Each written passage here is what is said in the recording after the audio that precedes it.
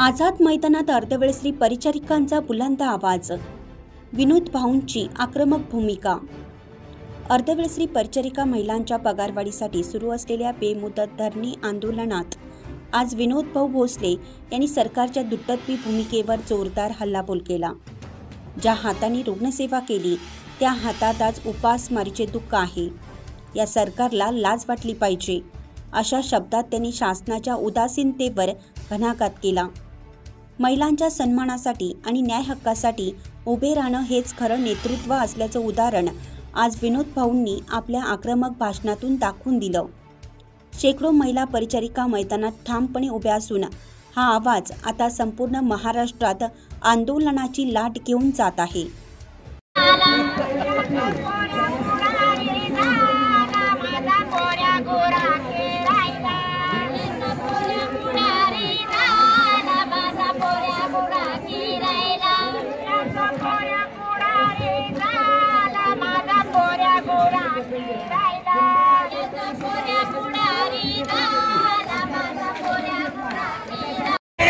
महाकारुणी तथागत भगवान गौतम बुद्ध, आरक्षणाचे राजे राजर्षी शाहू महाराज, क्रांती ज्योती ज्योतिबा फुले, माता रमाई, माता निमाई, अहिल्यादेवी होळकर, माता फातिमा शेख,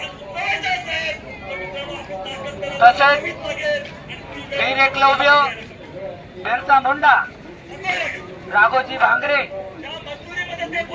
जगी घालून गेले, गावाला सांगून गेले भीमराव अशा शब्दांमध्ये रशियामध्ये छत्रपती शिवाजी महाराजांवर ज्यांनी पोवाडा गायला ते लोकशाहीर अण्णाभाऊ साठे, ज्यांचं नाव जरी कानावर पडलं तर डोळ्यासमोर पहिली प्रतिमा ज्यांची उभी राहती ते लोकप्रिय राजे छत्रपती शिवाजी महाराज। आणि जो समाज हजारो वर्ष गुलामगिरीच्या वेळात जखडला गेला, अशा समाजाला साखर दंडातून मुक्त करण्याचं काम ज्या क्रांती सूर्यांनी केलं ते क्रांती सूर्य बोधिसत्व डॉक्टर बाबासाहेब आंबेडकर सर्वात प्रथम मी सर्व महापुरुषांना सगळ्यात प्रथम त्रिवार वंदन करतो। आज मुंबई आझाद मैदान या ठिकाणी आंदोलनाचा आमचा चौथा दिवस। गेल्या 4 दिवसापासून हे आंदोलन आजचा 5वा दिवस आहे आणि अद्यापही या सरकारला आमची दखल घेऊशी वाटत नाही। मग हे सरकार कोणतं आहे? तर हे सरकार गेंड्याचा कातड्याचं सरकार आहे।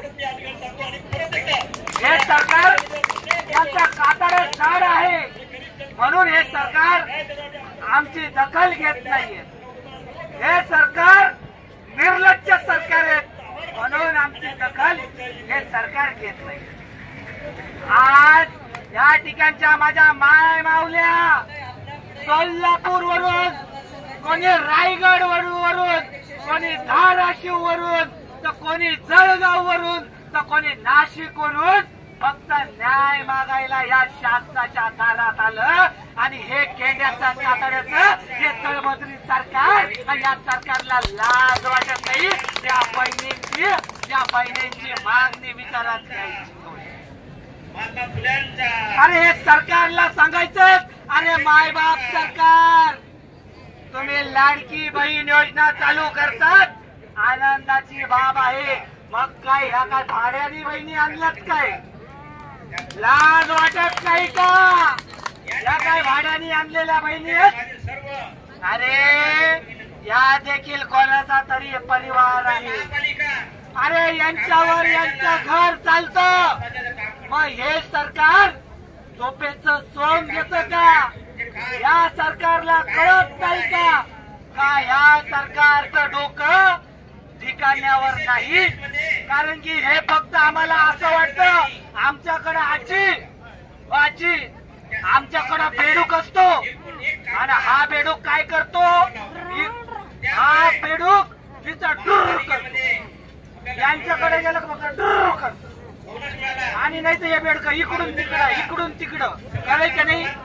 तसं या मंत्र्यांचं हे जवळ गेलो का हा करत. कसं करत हा करत आणि काय करत आणि दुसऱ्या दिवशी गेलं का त्यांचा पक्षच बदलत राहतो जायला. हो म्हणजे आम्ही जायचं कुठं न्याय मागायला. हा देखील मोठा प्रश्न आता आम्हाला या ठिकाणी पडलेला आहे. आम्हाला या सरकारला देखील आव्हान आहे जोपर्यंत काही गोष्टी आणतात. म्हणून आमचा बहुजन क्रांती सेना आई संघटना शांत आहे. कायदा आम्हाला हातात घ्यायला लावायचा नाही. आर्टिकल 18 आर्टिकल 19 आर्टिकल 21 आम्हाला राईट दिलेला आहे आणि या राईटच्या आम्ही तक्त्याखाली आम्ही संविधानिक आंदोलन या ठिकाणी करतोय. आम्ही संयम बाळगला म्हणजे यांनी आम्हाला कमजोर समजू नका. आणि या महाराष्ट्रातल्या या महिलांनी ठरवलं तर तुमचं सरकार देखील आम्ही चालू देणार नाही. एवढी ताकद आमच्यामध्ये आहे. आम्हाला फक्त एवढंच म्हणायचंय आमच्या मागण्या हक्काच्या या काही कोणाच्या बापाच्या नाही आहेत. आणि या मागण्यांच्या विरोधात जर कोणता आमदार कोणता खासदार जात असेल तर पडव्याला देखील त्याची लायकी दाखवण्याचं काम आमच्या या महिला या ठिकाणी करतील. आम्हाला फक्त एक म्हणायचंय आमच्या मागण्या हक्काच्या यांच्या बापाच्या नाही. म्हणून आम्ही आमच्या सरकारकडे आमचे दाद मागतोय आणि हे सरकार हे निर्लक्ष सरकार आमच्या मागण्यांकडे दुर्लक्ष करतंय. किती दिवस दुर्लक्ष करा पण जोपर्यंत माझ्या बहिणींना न्याय मिळत नाही तोपर्यंत आम्ही इथून उठत नाही. एक तर या ठिकाणी आमचे मुर्दे राहतील नाहीतर आमच्या हातात आमची जेल घेऊ अशा प्रकारचा या ठिकाणी शपथ घेतो आणि या ठिकाणी थांबतो. जय हिंद, जय महाराष्ट्र, जय भीम, जय शिवराय.